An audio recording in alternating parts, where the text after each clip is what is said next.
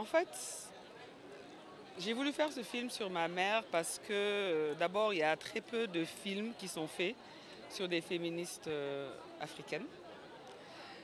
Sur les féministes occidentales, oui. Mais je pense qu'elle est un modèle de quête à l'infini d'une égalité parfaite, pas de complémentarité, d'une justice sociale, quel que soit le sexe, la race, elle l'a dit, la caste, pour tous et toutes.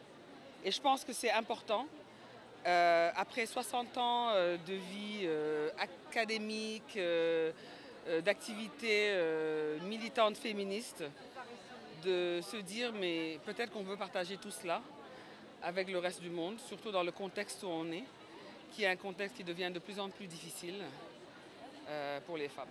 Je voulais parler du parcours de ma mère, qui est un parcours quand même assez exceptionnel, même si elle n'aime pas vraiment ce terme, qui montre un peu en filigrane l'histoire du Sénégal.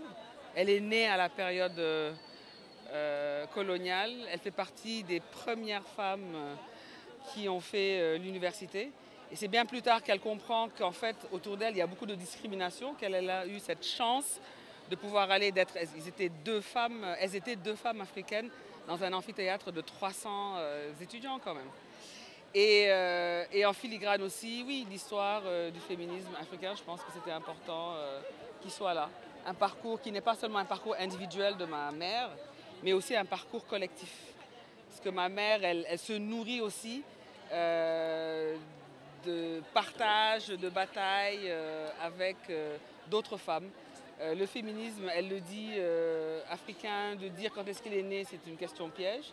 Parce que dans l'histoire africaine, les femmes, pendant longtemps, se sont battues pour les droits des femmes, pour améliorer le statut des femmes et leur rôle dans la société. Ben, je suis très émue, parce que c'est l'histoire de mon parcours. Très émue de retrouver ma famille, de retrouver mes amis, de retrouver dans cet itinéraire tous les gens qui ont compté pour moi. Et je suis très très émue que ce soit ma fille qui l'ait réalisé. Ce qui me fait plaisir, c'est qu'on veut parler aujourd'hui du féminisme sénégalais. C'est-à-dire que même si on nous insulte, les gens peuvent en parler. Parce qu'il y a 20 ans, il y a 30 ans, on ne pouvait même pas dire qu'on était féministe. Quand on disait qu'on était féministe, on était accusé de tout, accusé de termes que je ne répéterai pas ici.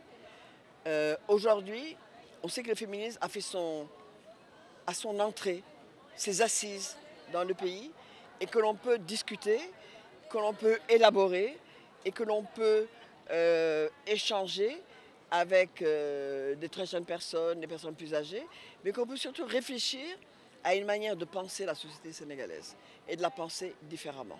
Parce que c'est ça que le féminisme. Il y a toujours des luttes à gagner.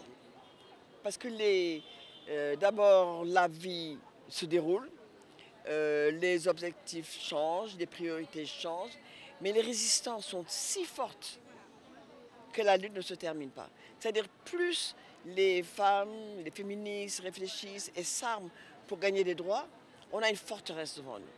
Et cette forteresse, elle ne sera détruite que lorsque les gens qui sont sur la forteresse comprennent que nous travaillons pour un bien commun, que nous travaillons pour un vivre ensemble, où tout le monde trouve son compte, aussi bien les hommes que les femmes.